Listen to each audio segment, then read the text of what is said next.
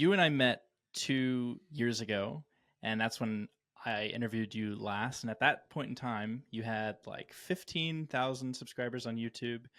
You did the interview from your smartphone, and it overheated, and you had to put it in your freezer as we took breaks throughout the conversation. Yeah, I And remember. you were pondering, just thinking about starting a podcast and traveling the world to create content. And so 2 years later now, today, I'm curious, Mr. Jake, what is exactly the same and what is completely different in your life? Gosh, so much is different. It's crazy. Yeah, I remember that. I think I for some reason 8,000 sticks out in my head when you reached out to me. I was like, oh, someone wants to have me on their podcast. It's interesting because one of my big goals was like, I want to be the kind of creator where people want to get them on their podcast. That was a big goal of mine. So, and you wanted me to be on, and I was like, yes, someone wants me to be on their podcast. How cool. That's how you know you made it, man. Dylan Taylor reaches out to you. Yeah, exactly, man. Exactly. It's a big moment. But yeah, so I remember that, and I had to put my thing in the freezer. That's right. Yeah. So yeah, heaps has changed. It obviously, I went ahead with that. It was always a bit of a dream of mine because I'm a bit of a rolling stone, or I like to think of myself as a rolling stone. You know, wherever you lay your hat is your home. But the last 2 years has been just that for me. It's been just traveling around, going to different places, getting Airbnbs in different countries, and just living in different places for extended periods of time and working from them. And there's a few reasons why I like to do that. First of all, because I love traveling, obviously, and experiencing new cultures. I think there's nothing more exciting in the entire world. But also because I often speak about geopolitics and I often speak about these sorts of global issues. So to have gone to these places and actually put my feet on the ground and live there gives me somewhat of an authority or a leg to stand on when I'm speaking about these things. And I can say, I've been to South Korea, I've been to Taiwan, I've been to these places in Europe, and I can understand the culture a little bit. And particularly when I'm talking on dating podcasts as well, I've got a pretty good understanding of what dating is like in a lot of these different countries as well, although I don't really have too much time for that these days. But yeah, there's a lot of reasons why I do it. But yeah, that's definitely different. I'd say I'm the same person as I was a few years ago, albeit I've sharpened my tools a lot in terms of my knowledge and my skills and debate skills and professionalism. So yeah, my locations change, but otherwise, I'd say I'm pretty much still the same person. On this subject of travel, like you do post videos very regularly. You have not let up since I have, subscribed to you 2+ years ago, and the frequency with which you upload content. And I know you're on multiple platforms. I know you're doing podcasts and you're streaming at times. And I would love to know, what are the first, when you go to a new place, what are the first three things you need to make sure are good to go before you can, find your flow with recording, creating content Mm. anywhere? Yeah, yeah. So I'm really lucky that I work with my brother, and he's very pragmatic, and I'm not very pragmatic, and he's very tech minded, and I'm not, and he's very good at aesthetics, and I'm terrible at that sort of stuff. So I'd be fucked if I was by myself, quite frankly. But yeah, so first thing we do when we get to a new place is that we sort of get into our Airbnb, and what Vinny will do is, my brother, he'll set up a studio. He'll figure out what exactly is going to be our studio setup, and he's really good at it. And he'll figure out, exactly how we're going to be setting the whole apartment up, and then I'll basically just go sit on my computer and start writing. Yeah, so I don't really have to do much, which is great because I wouldn't be very good at it. So yeah, I just find a place to start writing and start looking at content, and that's my domain. And I think we sort of understand our roles, and then Vinny will set everything up. But nothing really changes for me. The only thing that really changes for me is the time scale. So in Bali, we'll upload late at night. In America and South America, we'll upload early in the morning. So it's some time scales are a lot better than others. Europe's terrible because we have to upload like 3 p.m. That's really bad because it means I have to have a script done by 3 p.m. So sometimes I feel like I'm really rushed, and I like to like take real care with my scripts. So I think the content goes a bit downhill when we're in Europe. But yeah, I mean, America's pretty good. Normally finish it off by nighttime, post it in the morning. And Bali's pretty good as well. Finish it off by nighttime, post it at the nighttime. It's really funny because leading up to this conversation, I was going to make sure I made a point to mention that I think one of your top strengths is, although you are moving from place to place to place, your background, like the recording quote studio, as you put it, is easily just always on point. It looks really good. It looks professionally set up. So it's very good to know now that you had nothing to do with that Nothing. Yeah. and No, I'm are totally basically useless. Yeah. Yeah. I honestly, if it was up to me, I'd have like a fridge behind me or something. I don't know. I've got no, honestly, if it was up to me, Dylan, I would live in an apartment with no furniture and just like a few cardboard boxes and a TV. I'm just totally useless with it. I just need someone who understands aesthetics and all of that, or just a woman's touch one day. Hopefully, we'll see. Yeah, you hear that, ladies? This is a call to action here in the middle Exactly. of the podcast. This is good. Tell me more about working with your brother. How do you guys divvy up? Okay, you just briefly mentioned sort of strengths and playing your different roles as like a yin and yang, how you supplement one another. What are the more specifically defined roles? Okay, so you're writing, obviously you're the one behind the camera, you're the face of the operation. What are the roles, if we can take a more behind the scenes look? So Vinny, I think his strengths would be more systems, more setting up systems and being, like I said, very pragmatic. Whereas me, I operate totally in the abstract. So if you actually looked at what I do, you'd think that I get nothing done because I'm constantly just watching videos and writing and talking to people and doing a little bit of networking and then going on podcasts and doing podcasts and all of that. Whereas Vinny's in charge of all the editing, all of the studio setup, planning travel videos, social media, creating revenue streams for our shorts as well, and just doing our online shop. So he's very much, he does get shit done. Whereas I'm in airy fairy land all the time, thinking about ideas and everything. So I think we both understand our roles, but yeah, I operate in the metaphysical. He operates in the physical. Yeah, you're the visionary. He's the operator. Exactly. You need a visionary and you need a builder. Mm-hmm. Mm-hmm.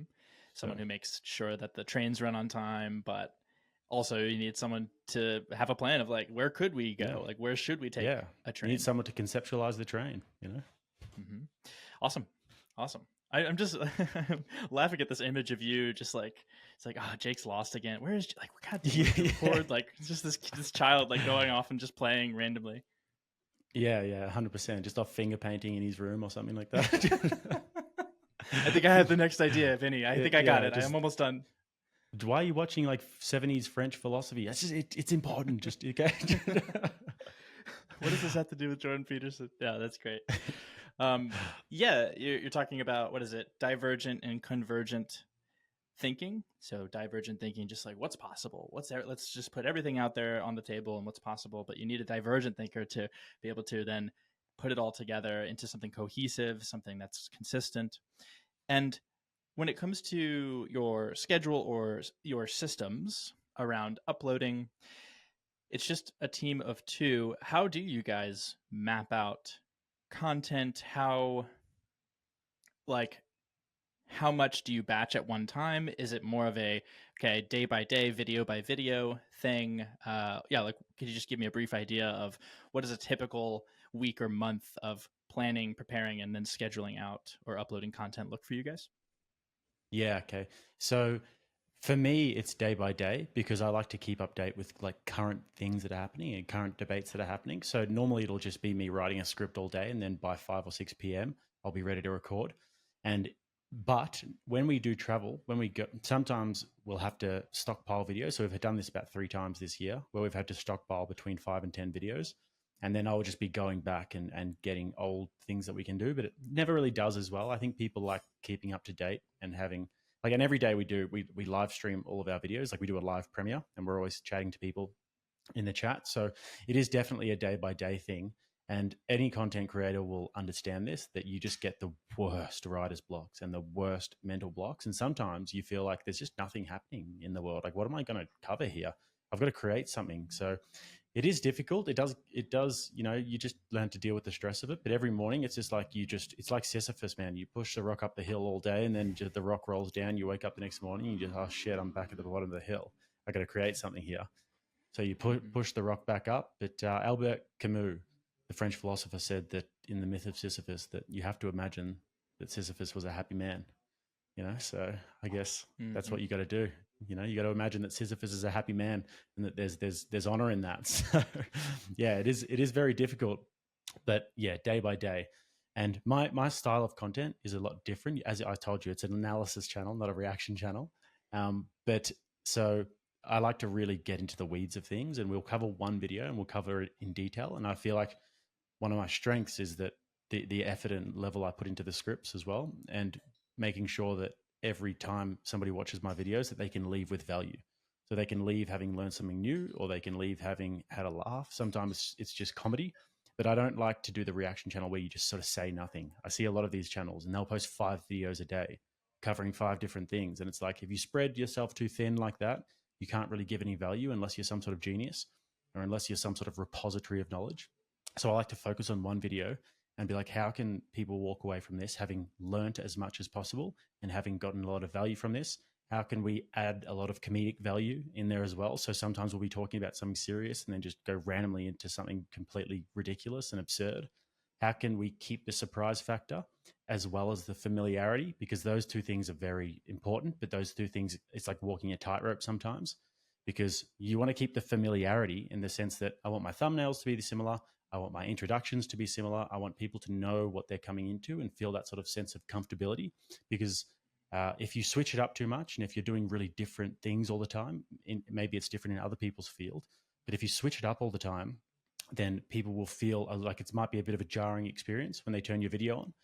But if you do the same intro, same thumbnails, people sort of know what they're getting into, then that gives that sense of like comfortability. But at the same time, I don't want it to be like, oh, he's saying the same sort of shit as he said 20 times. How can we bring new value, bring new information? And also, how can I have somebody sort of on the edge of their seat in the sense that, okay, comedy here, facts here, studies here, like little cutaway memes here. So people are concentrating and they're like, and that it's an engaging experience as well. So it's a bit of a tightrope, but I feel like we've refined it a lot over the past few years, and now people have come to know sort of what to expect, but it's still a bit on the edge of their seat. So that's sort of the tightrope that I like to walk a little bit. Yeah, Patty Galloway says that we have 3 types of audience members: people who come to watch. We have our core audience, our true fans, number 1 fans. We have our casual viewers who, watch some videos, don't watch others. And then we have complete strangers. And obviously most people who watch you, hopefully will be complete strangers who will then be enticed to subscribe and become subscribers, and hopefully, casual viewers, and then hopefully core audience. And so how much thought goes in with your videos around, okay, are we, I know you just sort of just took me through all of that, but again, just adding this model with those 3 different types of audience members, like how much time or bandwidth do you give thinking about all 3? I'd say that the vast majority of it goes into the supporters and the subscribers who are watch most of the stuff. Yeah, those are the ones who I appeal to most, because I have certain views, Dylan, I'm not sure if you've noticed, that are not exactly popular in pop culture and in the mainstream. So, and I'm not really afraid to sort of say those views. And if I think that it's true, and if I think that it's not just speculation, if I don't think that I'm out of my depths, and if I feel like if somebody really pushed me on it, then I could defend my worldview. And so I'm not really afraid to say stuff like that. And if I wanted to appeal to a much broader audience and have sort of more liberals and libertarians and everything who were really engaged with my content, then I wouldn't say those things. I'd sort of put it out to your discretion more. But instead, I'm quite opinionated at times. You probably haven't noticed, but yeah, but yeah. So I'd say that most of it goes in, and oftentimes I'll release a video and be like, okay, goodbye, a lot of subscribers. But it's just what I think, so I can't not say it. So yeah, most of it goes into just building a core audience. I really like the idea of having a core audience, and I love engaging with people in the live premieres and everything like that. So I understand that I'm going to disenfranchise a lot of people with the things I say and the views I say, but what I would like to think is that the core audience, even if they completely disagree with me, will still come and watch it, or will just like leave me like a criticism, if they don't like what I say, and I like that. Like I like criticism, and I like engaging with criticism. So yeah, not too much. Like I like attracting new audience members, and I particularly like the idea of influencing the way that they think.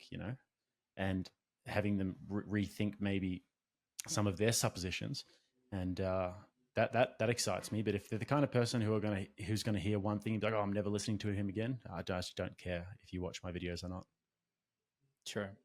I mean, a person, I think, regardless of the content that makes a person think, "Oh, I was a big fan of this person until I heard this one thing." It's can't save Yeah, that I get person. those comments all the time that it's like, "Oh yeah, I used to watch you, but then you said this, and I'm unsubscribed." I'm like, okay, bye.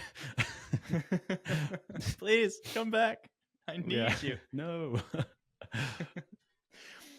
Tell me about some of your experiences. I know that more conservative creators deal with fairly regularly, or at least more than average, demonetization, videos getting taken down, moving to other platforms that are more suitable to them sharing their honest beliefs. What have been some of the hardest obstacles or moments creating content around things that could be more polarizing, divisive, or seen as unfriendly? Hmm. Yeah, well, I had my whole podcast demonetized, my reality-based podcast, where we'd got the channel to like 10,000 subscribers. I worked my butt off to get that going. We've done like 30, 40 episodes. I've sort of got it on the back burner a little bit now, got a little bit of a different format because it's so like, it's got demonetized. I mean, so I went to the UK in early June and I did like 5 different podcasts, in-person podcasts, easily the best podcasts we've ever done because it was like we got a studio, we had just Pearly Things, we had um, Calvin Robinson, we had Connor Tomlinson, we had Carl Benjamin, and we had Tommy Robinson. So Tommy Robinson is a very controversial figure in the United Kingdom, and that got released. And then I actually spoke to my YouTube manager, and I was like, "Hey, dude, we got Tommy Robinson coming on. Is it all good?" They said, "Yeah, sweet, no worries, you can have him." And then the riots broke out a few months later. And when the riots broke out, the UK government, being the absolute, we won't go there, they cracked down and they went to YouTube and they were trying to get everyone demonetized. And my channel got like 5 strikes within 3 days. And then I got Mm. demonetized. And they were all because of the same interview with Tommy Robinson, because different clips that I'd posted. So just, yeah, I contacted YouTube and eventually we got it sorted. And I said, "Hey, listen, I've got the receipts. I asked you guys if I could do this. You said yes. So I got it remonetized, but yeah, that was the worst that I've experienced. We get videos demonetized like a fair bit, but oftentimes it's for copyright. It's not really for you know the things that we say. So it's not. It's actually not really that much of a problem for me. I mean, I always sort of am nervous about getting that email being like, we've demonetized your channel, but I don't think that I mean, they can just do it to anyone. They don't really need a reason, but I don't think that I'm that controversial. I think I'm pretty reasonable about most things, and I'm not sort of doing anything that would be seen as overtly conspiratorial or yeah. So I'm not sure. I'd have to. You probably got a better instinct for that being a viewer than I do, really. I've been reporting every video that you come out with since I've been a It's you. subscriber, man. I've just been trying to single-handedly take you down for the last 2.5 years. And I'm close, man. I feel like I'm almost there, but Keep going. You'll get there. um, I'm working, man. It's a part-time job. Okay, so it doesn't feel like it's that much of a problem, but I would be curious to just sort of hear more about what that experience is like. Like I had Megan Murphy on the show, also 2-ish years ago. She got kicked off of Twitter back in like 2018. She was off it for like a few years for just sharing relatively reasonable opinions. I mean, she's kind of a firecracker. She speaks her mind. She's not incredibly like polite, but she didn't say anything outlandish, and she was kicked off this platform. That was her job. She's a writer. She was a reporter, a journalist, and it doesn't I'm obviously getting the sense, and obviously, I'm a subscriber of your channel. Like, it hasn't destroyed you by any means, but I am curious to hear more about just what the actual experience is like to be told, like, hey, this piece of content that you created, it's demonetized. Yeah, I mean, I just don't really think about it, to be honest. If I've had heaps of, like, don't get me wrong, I've had heaps of videos demonetized, and not for copyright, just for the things we've said or the things we've talked about. But it's to be honest with you, I just don't think about it. Like, if they demonetize it, I'm like, yeah, whatever, okay, next one. So, but it's really not that much of a concern for me at this time, because we have such a fast schedule. I can't really afford to be sort of ruminating on anything at all, really. So if they demonetize it, it's a bit like, whatever. But I'm not going to sort of sit there and complain about it. I'm just going to move on. I'll do an appeal if I feel like the appeal is necessary, but if not, I'll just let it to the keeper. Then I will keep trying. I mean, at this trajectory, it's not going to take a very long time for you to hit 1 million subscribers on YouTube. And I'm curious, as you grow well above the average creator, what gets easier and what gets harder? That's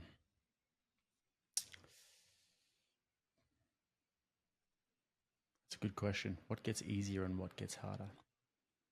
I'd say that the flow of things gets easier in terms of just sort of understanding everything a little bit better. But what gets harder, I'd say would be sort of managing your growth in a way, because there's a lot of opportunities when you grow. For example, like having an online store, there's a lot of different ways that you could capitalize on having a big audience.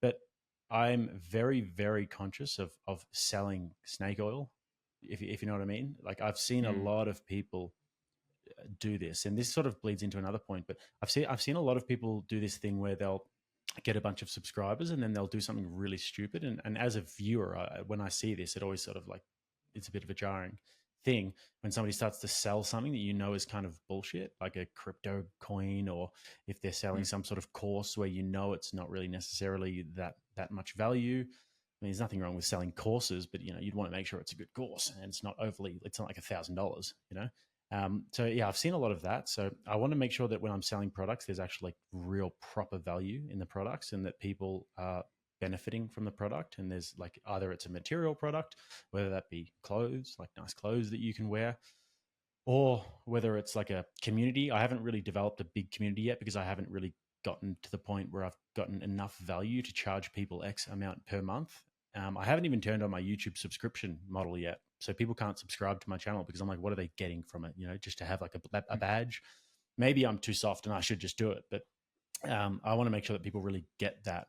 And also, this is not really hard for me. This is actually kind of easy for me, but this is just another thing that I see a lot of creators do.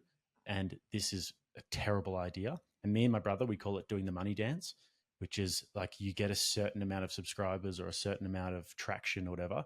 And then you sit back and be like, oh, I've made it. Anything I touch turns to gold. I got 100,000 subscribers, 200,000 subscribers, and now I'm going to do the money dance. Never, ever do the money dance. You are always a peasant, and always think of yourself as a peasant. You always have 5 subscribers. Yeah, seriously though. Like, you always think of yourself as a lowly creator who has 5 subscribers, and you need to earn the respect of your audience every single day.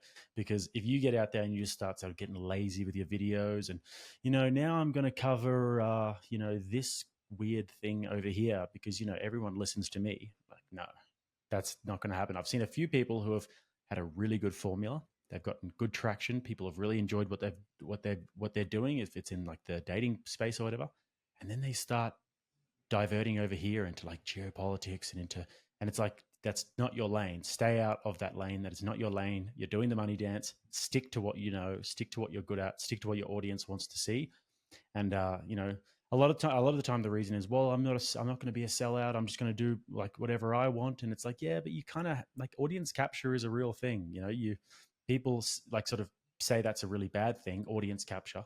But I don't necessarily think it's a bad thing, because you're selling a product, and you are in a sense the product, and you have to sort of appeal to what your audience wants to see. And if you're just going to sort of be the sort of not non-sellout artist about it, then I just don't think that that's a good method. Like, obviously you want to be true to yourself, but you also want to be delivering value for your audience, because it's a mutual respect there, and you want to be authentic but still delivering that value to your audience. So that's one thing that is easy for me, but I see it's very hard for other people. They get 100,000 subscribers or whatever, and then all of a sudden they think that they can just sort of take their foot off the gas.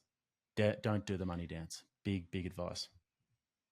Dude, I love that. You have 5 subscribers. And I, our community, obviously our program, we work with smaller creators. And it's so funny because one of the pieces of advice, or one of the things that I've learned from many of these conversations and now in coaching creators for years, is that one of the hardest things to do as you are coming up is you have to act and sort of work as though you already have 100,000 subscribers when you have 5 subscribers. Like, you need to be as consistent. You need to care about the quality as much as you would if you had a secured, notable audience. Like, you have to show up already, right? Dress for the job that you want, not the job that you have, sort of thing. But I never in a year plus have thought about the other half of that. It's like, okay, but once you get there, once you make it to the top of that mountain, like, you're not done. Like, now you need to switch the mindset. It's completely in reverse. It's like, now you have 5 subscribers, keep going. I love that. That's 100%. really good. Yeah. You just mentioned audience capture. I would love to double click on that. Can you define for the listeners what audience capture is? Yeah. So audience capture is usually seen as when somebody, in the negative light, audience capture is normally seen as when somebody refuses to go down a certain path, or refuses to say something, or refuses to cover something because they're captured by their audience, and they're only pandering to their audience because they think that if they say this or that, they might lose subscribers. So they're captured by the ideology or the ideas of their audience, right? So that's in a negative light. That can be a negative thing, obviously, if you are just saying and pandering to your audience all the time. But also, audience capture, in my opinion, can be a good thing as well, because you want to be really in touch with your audience, and you want to be understanding how they think and what they think about your ideas. And it's actually a really good way of refining your ideas, because oftentimes people are going to be smarter than you. People are going to have better points than you, and you have to concede those points.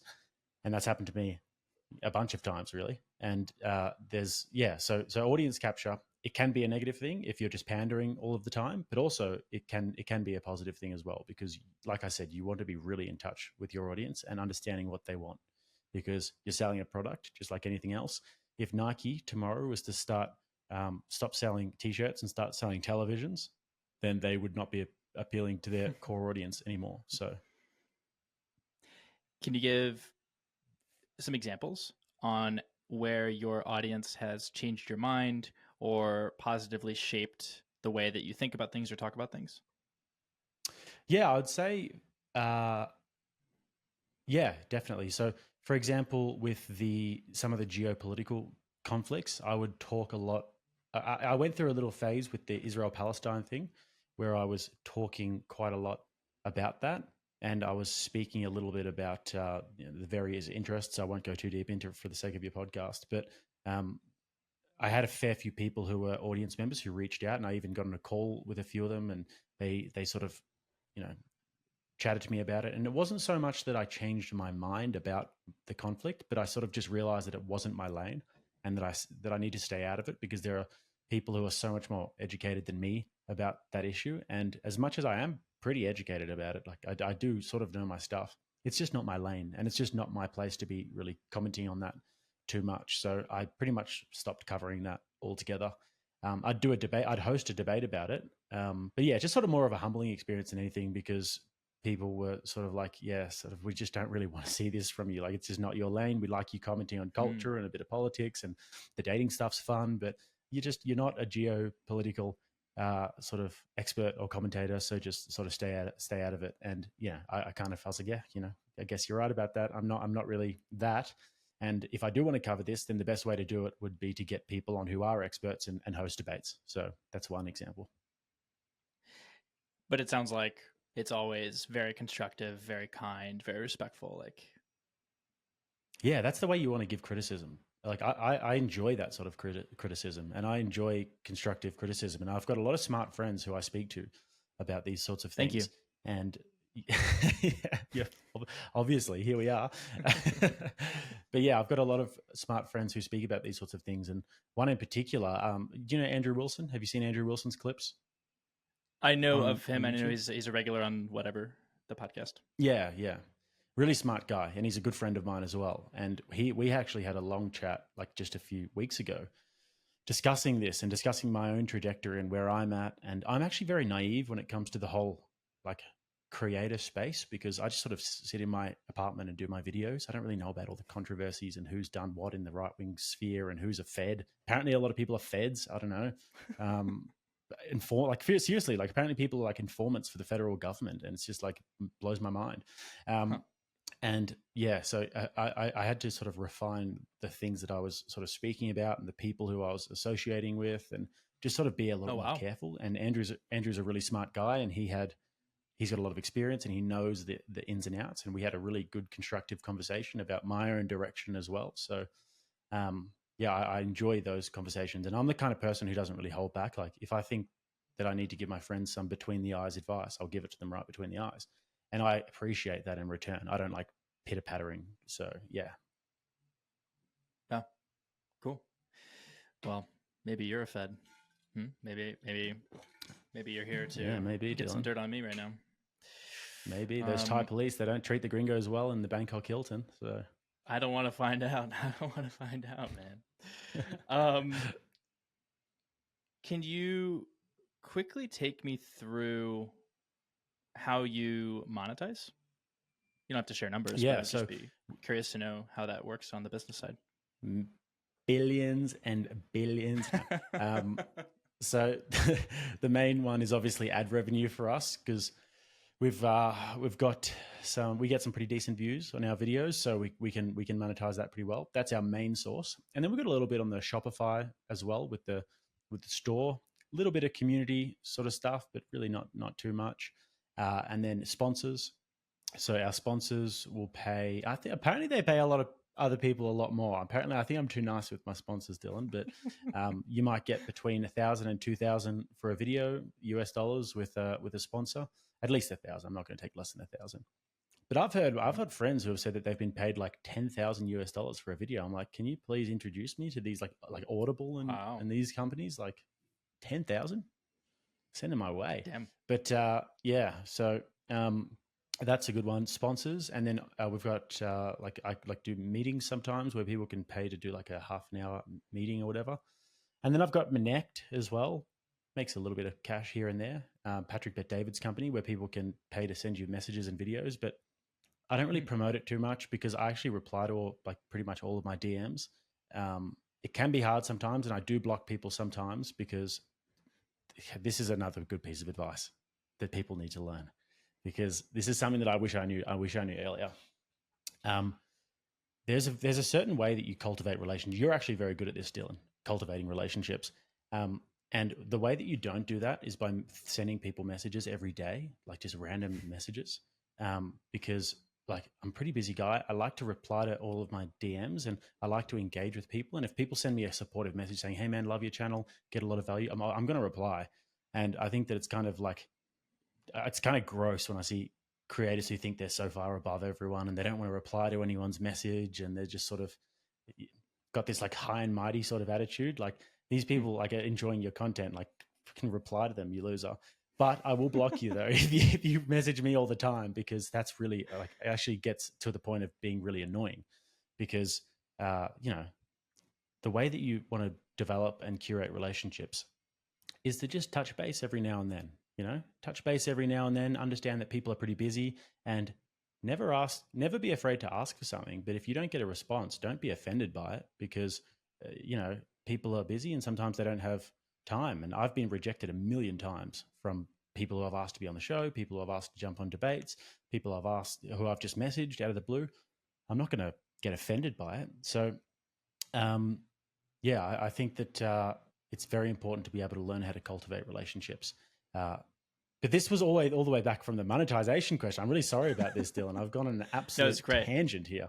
What do you want to know? Yeah, it's great. No, okay, so many things. One, it sounds like I mean, even if it's a friend, if I'm getting messages daily, that would be rather annoying, let alone a fan, or, albeit how, regardless of how good intentioned they are. Yeah, I mean, that's just an annoying trait with any human being, I would imagine.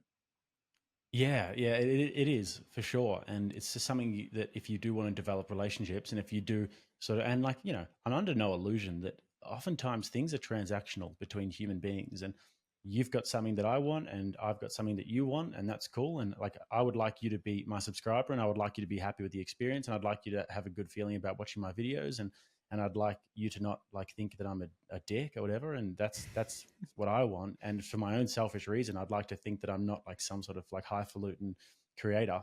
But also, you've got some, but maybe you'll want to like do a collaboration with me at some point. Maybe you'll want to just sort of be in touch. Maybe you enjoy having that sort of personal relationship. And I understand that. But just knowing how to seed those relationships is so important, because I think here's the best way to do it.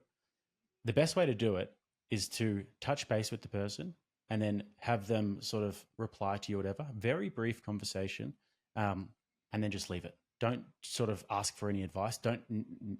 Never ask for life advice. Never ask for life advice. If you say, hey, I saw your thing on whatever podcast, I've got this sort of relationship. Don't do that, please. I'm not going to give you life advice. But if you sort of touch base, hey, love your content. Thanks, man. Really appreciate it. Like the message. Boom. See you later. A month later, hey, man, did you see this article? Did you see this crazy thing that's happening? Yeah, that's what you want to do. If you think, hey, maybe this might provide a little bit of value to this person, that's how you sort of see the relationship. And rather than just sort of messaging them about just like random sort of life advice or just whatever. But yeah, I don't mind. Sometimes I speak regularly with my fans. Like I've got like a fair few subscribers who will message me regularly and say about this video and that video, and have you seen this? Have you seen that? And on a weekly basis, and I like that. But yeah, there's just a certain way to do it. I'm sure you understand what I'm talking about, Dillan. Of course, yeah. Well, after you blocked me on WhatsApp, I realized that I had to change my strategy. Yeah, well, you got to stop sending me so many nudes. Once a week is enough. But I can't help it. I like it. it's a passion. I don't know what it is. It's just something about it. Not many people wearing clothes over in Chiang Mai. I understand. The one piece I did want to hit before moving on from monetization is I would love to know, you said that you're a little soft maybe on your negotiating with sponsors. I would love to just hear how that process was for you. I mean, what are those conversations like? What do you have to bring to the table? How do you make sure you don't get taken advantage of? What is that process typically like? So I will only take sponsors who I think are actually good value. And because I always cringe a little bit when I see, and I'm like really anal about this sort of stuff, to be honest. And I don't mind when I see other creators who have like a betting agency or something in their videos, like I'd be open to doing that, but it would have to be the right one, and it would have to be in the right video, and it would have to be the right betting agency. For example, if it was like an election betting agency, I guess I'd be okay with that, but it would have to be a good deal. And it would have to be something where I think that there could be value. Do you know what I mean? So like that, it's sort of like that's right on the line there. I would never do like a crypto coin. I would never do one of these Chinese gaming companies that reach out to me every 5 seconds. I do Ground News a lot. I've got a really good relationship with Ground News because they're a great source of news. Like they genuinely are. And they sort of curate all like tens of thousands of articles from all around the internet. And then they put them all into one place where you can sort of see how these stories are being reported. And you can see ownership, you can see ideological bias. So they're great. I do a little bit with Tiege Hanley, who's like a company who does men's skincare, and that's cool, like men's skincare. You want to look handsome as possible, and yeah, so things like that are all good. But yeah, oftentimes I'll have companies reach out and try and lowball me, and I'll just say, "This is my price. We can come up to this price, and if not, then whatever." But with Ground News, I give them a good deal because they're genuinely will add a lot of value to my audience. But so I've had like a wallet recently, this like cool wallet. Like I'm cool with that. I'll advertise a wallet. Like people need a wallet, but you got to come to the table with a good good price, or else I'm not going to just be like shilling random material products for no money. So that's how I normally do it. Normally I sort of set the bar at so the way that advertisements work, for those who haven't really gotten into the weeds of it yet, is that you'll either get a flat rate or you'll get a CPM rate. So CPM is cost per million, which actually means cost per thousand. And normally the CPMs will be between 10 and 20.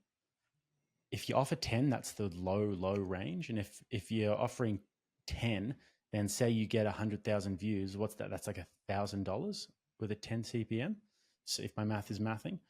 But if you offer a 20 CPM, then you get $2,000 for 100,000 views. Normally they'll cap it at 100,000 views, or they'll cap it somewhere more. So you have to sort of figure out. So 10 CPM, if you cap it at 200,000 views, if you're confident the video will get 200,000 views, then you can make $2,000 from it.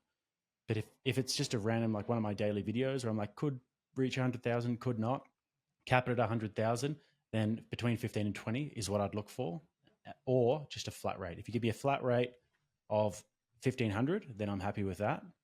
Flat rate of 1,000, you'd have to have a pretty good product that I really think my audience would get a lot of value from.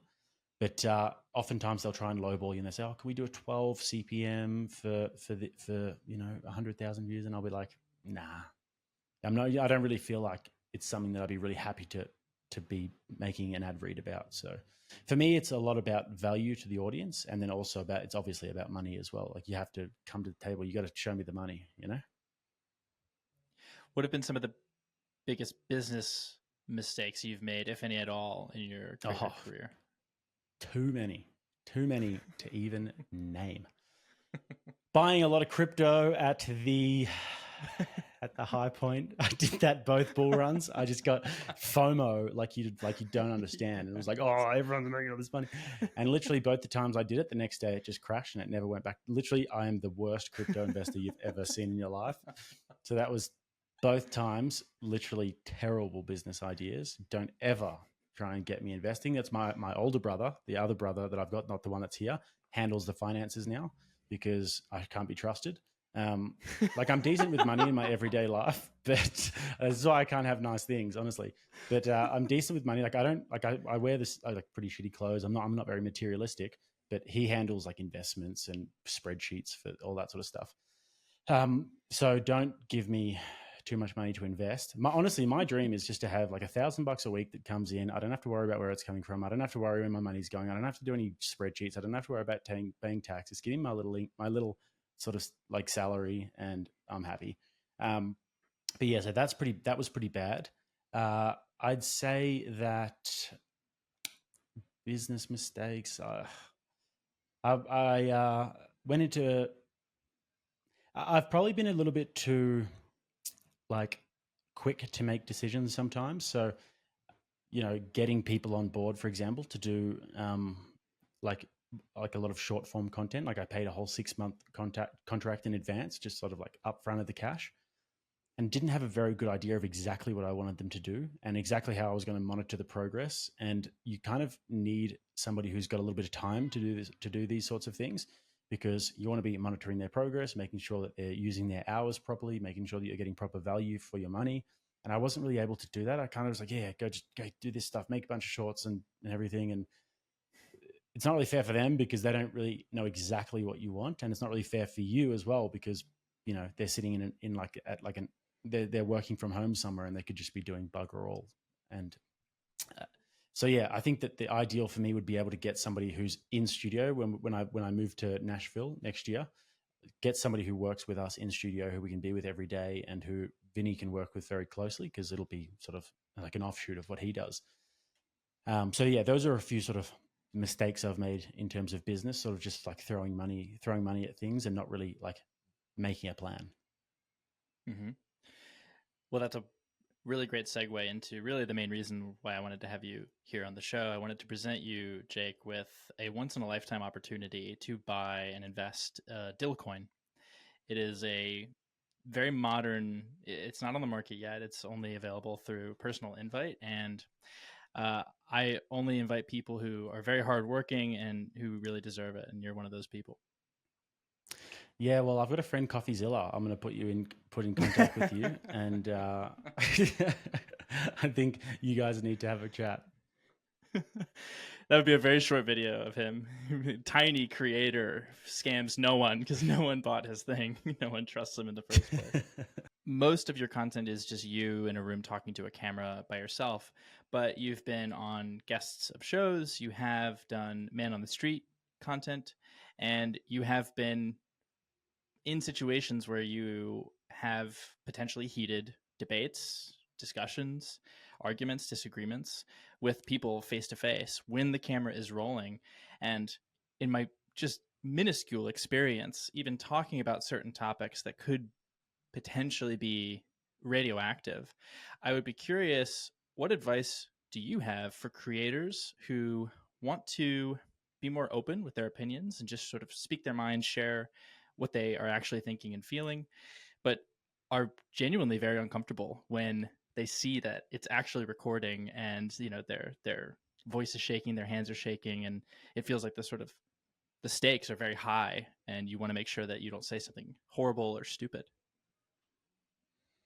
Yeah, well, don't try. First of all, try not to get caught in that loop, because if you're always thinking about what you're going to say and you're thinking about like, oh God, like you get caught in like a thought loop. And this has happened to me a fair few times, and you won't be able to flow. So you have to be practicing this. You have to be sparring, like I would advise, if I'm just going to talk about from a political sense, and from the kind of content that I do, I would advise anybody to make a TikTok account and do TikTok live debates as much as you can, because that's a good way to practice. You can just get in with, there's always people doing debates on TikTok and Twitter Spaces and places like this, and just get in there and just debate.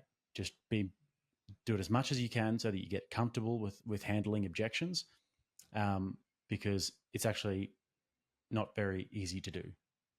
It's really not easy to do. Like if you're in a one-on-one situation and you get posed objections, you have to be able to back up your worldview, because if you're in a debate and you can't back up your worldview, and someone says you've said this, this, and this, and you freeze and you can't actually articulate what you think, then that's really bad. So first of all, you have to make sure that the things that you're saying you can back up. That's absolutely crucial, and you have to make sure that you've done appropriate research into this. And this is something that I work on every single day with my scripts. Every time I make a point, or every time I share an opinion, I really scrutinize myself, and I think, how could this be misinterpreted? So if I want to talk about, for example, abortion, something that I'm as far right as you could possibly go on the topic of abortion, right? But I have I have an epistemology that I think is and epistemology is just the theory of knowledge, that I think is almost impenetrable when it comes to that particular topic. And I didn't used to be that way, but I've done conversations and debates with other people who have actually changed my mind about that, because I think that the logical conclusion only leads to one place. So that is one thing where, for example, if I ever talk about that, I have to self-scrutinize as much as I possibly can and think, how could this be misinterpreted? How could that be misinterpreted? With any sort of culture war issues, with for example, if I talk about like the victim narrative, if I'm ever commenting on videos where there's like the race hustlers, race baiters, that sort of thing, do they have a point here? Am I strawmanning their point? You have to make sure that you don't strawman people's points. You have to make sure that you take what they say and you actually address what they say. So if somebody says, somebody says, I love oranges, and this happens on Twitter all the time. If somebody says, I love oranges, your response shouldn't be, why do you hate apples? Because that's not what they said. They said that they like oranges, right? So you don't want to be strawmanning, because it's actually a very weak form of argumentation. And it's a logical fallacy, is a straw man. It's just bad logic, right? So I'd say familiarize yourself with logical fallacies, familiarize yourself with basic philosophy and actually how to make a logical argument and how to follow a logical train, because you don't want to be one of those leftists who just obfuscates every time they're asked a question. They sort of dodge the question. If somebody asks you a question, you want to be able to answer it. You want to be able to answer it directly, and you want to be able to answer it in a way that is thoughtful and that you can really justify it and you can actually debate the issue. And if you can't do that, then you need to practice more. That's really important. You don't want to be getting caught with your pants down when it comes to these sorts of things, because ideas are no joke. If you have certain ideas, you don't want to just be regurgitating something you heard from Michael Knowles or Matt Walsh or something that you heard on the internet. because if you suffer a cross examination, it's brutal. If you get really exposed. So there's a lot of layers to it, man. The first of all would just be having the idea, understanding the context and the nuance of the idea that you have, cross-examining your own idea and really attacking it from multiple different standpoints, and then taking it out into a informal setting, whether that be with friends and family, even if you have people that you trust, if you want to spar with these ideas about. And also not in an echo chamber, though, never in an echo chamber. And then if you feel confident enough that you can actually defend your ideas, go into places like TikTok Live, go into forums, write letters, write blog posts, do mock debates and all of these sorts of things. And then that way you'll be able to really sharpen your ideas. You'll be able to understand what objections might be coming your way, and you'll be able to handle those objections in a way that's professional. And also, don't be bad faith. If you understand logical argumentation, you need to understand the 3 laws of logic. You need to understand the law of excluded middle ground. You need to understand the law of non-contradiction and excluded middle ground, non-contradiction, and law of identity. Those are the 3 basic ones. And then you need to understand logical fallacies and make sure that you're not committing those logical fallacies, and you can follow something to its logical conclusion. So there's a few layers to it. Could go all day about that. Yeah. Well, just because you very briefly went through them, what are those 3 laws of logic, quickly? So the law of identity is just basically that a dog is not a cat, basically. The law of excluded middle ground is that something is basically what it is. Like there's no middle ground with it. If you understand what I mean. Identity, middle ground, and then the law of non-contradict. Did I already say law of non-contradiction? Yeah, no, I didn't. No. So the law of non-contradiction is just that you don't want to contradict yourself. So you don't want to have a contradictory worldview. So you don't want to have a worldview where it's like, I hate plastic and I don't want to have any more plastic in the world, but then you're drinking from a water bottle that has a bunch of plastic. You're contradicting yourself.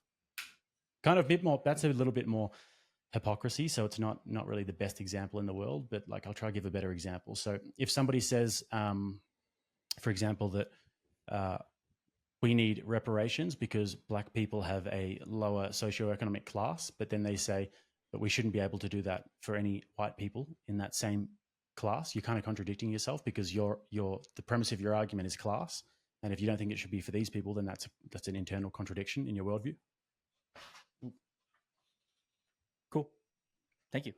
Yeah, this is really good, and I love the tips of sort of drilling. You kind of gave someone a curriculum as like, okay, if you want to level up and progress, all right, the next 30 days, you're going to do this. You're going to, as I heard it, get comfortable with the low stakes environments, your friends, your family, the people that you have around you.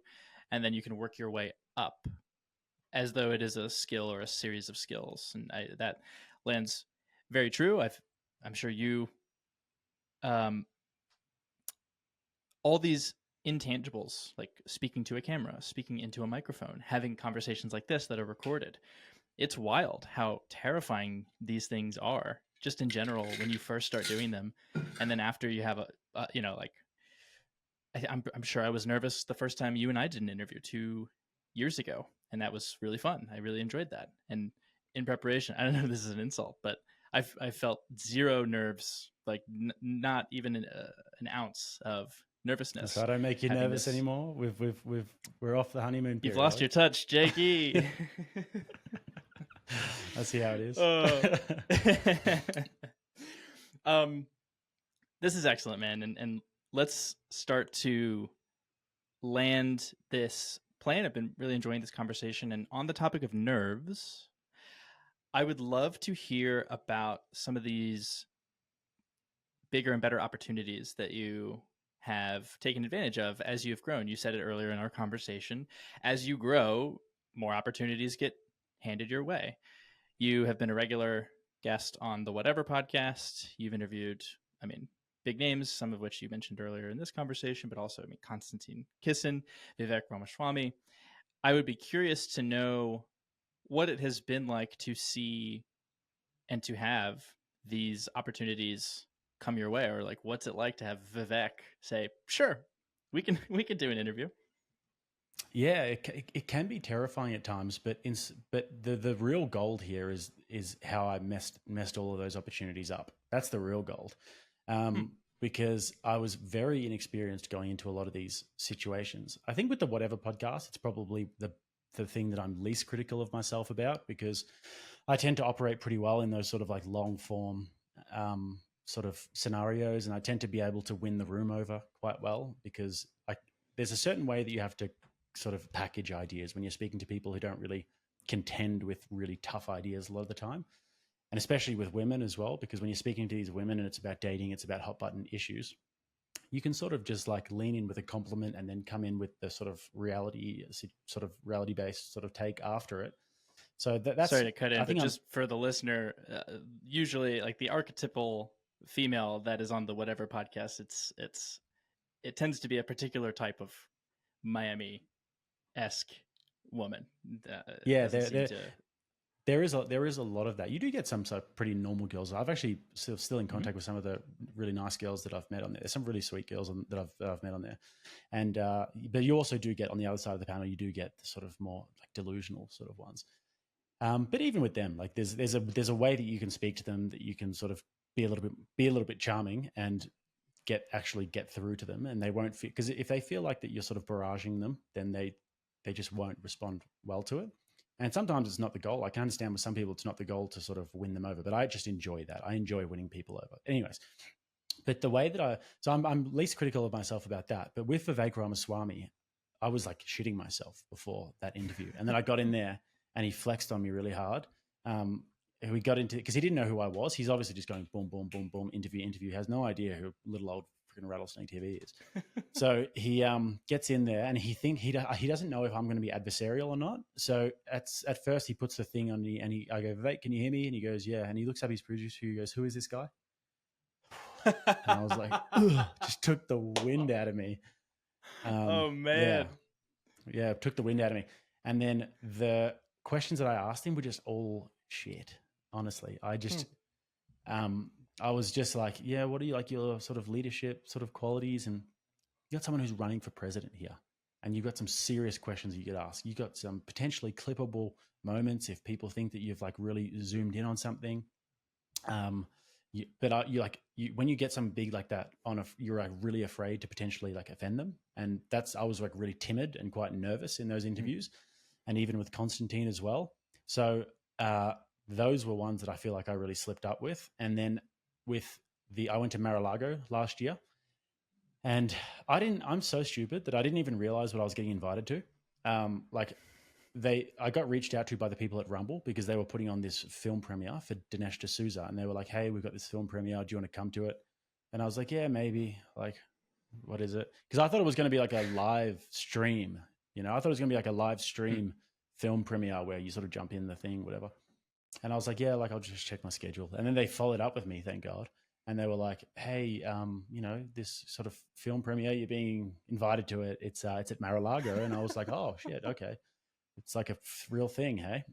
And then, so I accepted it tentatively, checked my schedule, and then accepted it. And then uh, I got a really shitty suit, and this was Hmm. a really big error. So I got like a suit made in Thailand. It didn't really fit me very well, and it was kind of like a little bit of like an orange brown sort of color. And I thought that it would be nice. It really wasn't that nice. I should have spent the money and gotten a well tailored pinstripe blue suit or something like that, because you obviously want to dress the part when you go there.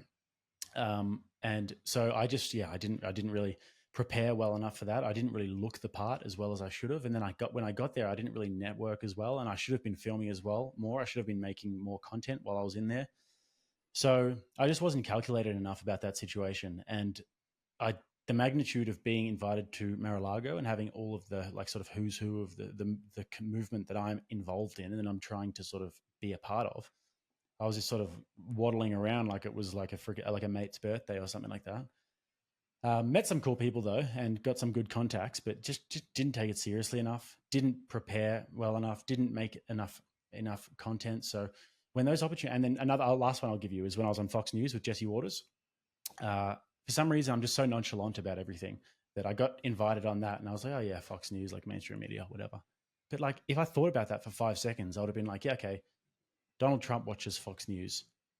Pretty much like they get like millions of viewers per week. There'll be hundreds and thousands of people watching me live doing this, and hundreds of thousands of people who haven't seen my content before because they're not really YouTube people, they're more mainstream media people. I'm also talking to Jesse Waters, one of the sort of biggest sort of news anchors that there is in the world at the moment. But I was just like, yeah, whatever, sort of just strolled into the studio, sat down, didn't get a haircut before it, just like looked a bit scruffy. Just dumb stuff. Like didn't realize the opportunity that was in front of me. Should have gotten a haircut, gotten a really nice outfit, presented myself well, thought about exactly what he could ask me. So yeah, just seeing the opportunities in front of you and just understanding how you're going to capitalize on that to the best of your ability and present yourself in the best way possible so that you leave an impression on people is really important. And I've screwed that up so many times, but we're young. We're still young. And obviously, I mean, one, it happened, so you can't undo it. But two, now you know. Now you'll never do what you did in the past again. And as painful as it is, hopefully not. You will be yeah, I mean, it'd be very strange. You're rolling up to the Fox News studio. You just came from the beach, you're surfing, you got sand on your feet. It would have been great if you started that interview like, who is this guy? Who is he? Yeah. Yeah, exactly. I should have just pulled that with the Vivek flex. I'm going to use that moving forward, even though like I'm the one who emails and personally invites every person that I talk to. Can I just quickly circle back for a second? Because there's one thing that I forgot to mention before. When I was talking about how I screwed up all those things before, there's one really crucial thing. I talked about dressing, that if you guys listening out there have these opportunities, it's really, really important to understand body language. And it's really, really important to understand how to conduct yourself in certain situations so that you don't seem meager, right? And when I was talking to Vivek, for example, I was like, you can kind of get a sense of timidness from me and a sense of nervousness. And that's something that you really need to hone in on because people can smell that on you straight away. If you're nervous to speak to someone and if you like really feel like you're below, then they'll treat you as such. So if you can learn how to project your voice in a certain way, how to sit confidently, how to speak to people in a way that they want to be spoken to, and that's not like, oh, hello, sir, so nice to finally meet you, in more of a way that, because no one really likes to be spoken to that way. If you can learn how to project yourself and your body language in a way that projects confidence and projects like self-respect, then it's really, really important, especially when you're meeting people as well. How to ask the right questions, how to zoom in on what this person is all about, and what kind of question could I ask them that would get them talking. And so these sorts of things are really important. But like, I just wanted to sort of chuck that in there because that's an important thing that I've learned and that I'm trying to hone myself. Yeah. Well, let me ask you just quickly about that then. What should one do if they do genuinely on the inside feel absolutely terrified, like heart pounding, super nervous? What does one do to combat that? You've got to just learn to fake it till you make it. Yeah, I do that all the time. So are you doing it right now? Yeah, I'm terrified. Yeah. Yeah. So yeah, just voice projection, because a lot of the time when there's cues that you'll do that you don't even realize that you're doing, right? So if you have something that you really feel and you're strongly convicted about, you'll often taper it down and tame it down a lot because you're like, oh gosh, I don't know, this person might like rip me apart here. But if you actually go into something full throated and full chested, and if you're confident in your ideas, then you're going to get a lot more respect out of someone than if you sort of just pander to everything that they say. So I would say that is definitely an important one. But faking it till you're making it is actually kind of easy when you get your head around it, because normally it's about the projection of your voice. It's about the way that you stand. You don't want to be sort of huddled over like this, and you don't want to be really like meek in your voice and all this sort of stuff. You generally tend to want to go shoulders back, chest out, speaking in a way that is slow and not so slow, but you don't want to be like this, that, like this, that.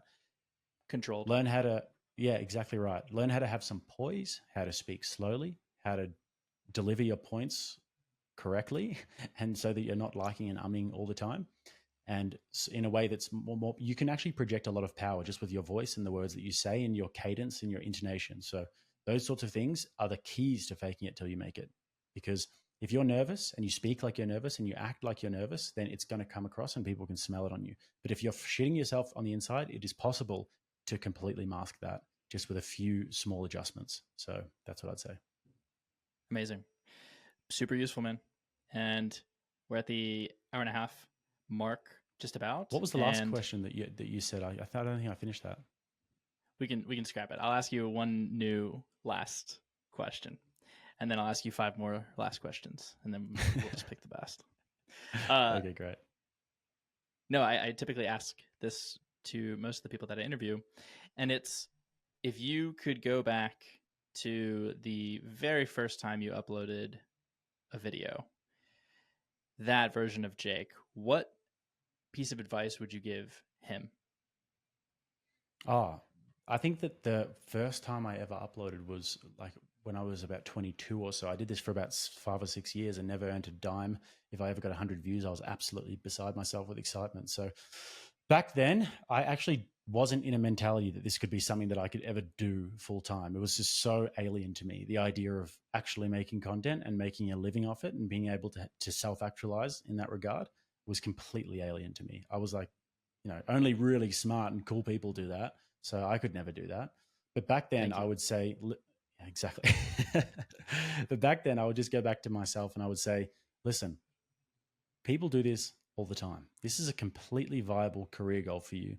So just like pull your socks up and become professional, because you're not going to do it if you sort of have one toe in it. And if you're just sort of dipping your toes in the water and, oh, maybe I can, maybe I can't. No, if you go for it, you'll achieve it. And at the very least, you'll see progress, because one subscriber becomes 2, becomes 3, becomes 10, becomes 100 eventually, and you're going to hone your craft. You're going to find your audience. You're going to read your audience and see what people like about you. You're going to take criticism. You're not going to be offended by it. You're just going to take it on the chest. And you just have to get yourself into a mindset where one of the best advices that I ever heard on the Chris Williamson podcast was when he was talking to Alex Hormozi, and he talked about going pro. Such a great piece of advice. And I messaged him straight after that and told him, I was like, this was awesome advice, because what he said basically was that professional athletes, professional entertainers, all of these people, they are very professional in getting to the highest level. Like you look at an NBA player, he's got his sleep on point, he's got his food on point, he's got his relationships on point. If he wants to get to the very best, Tom Brady, you can guarantee, well-oiled machine, right?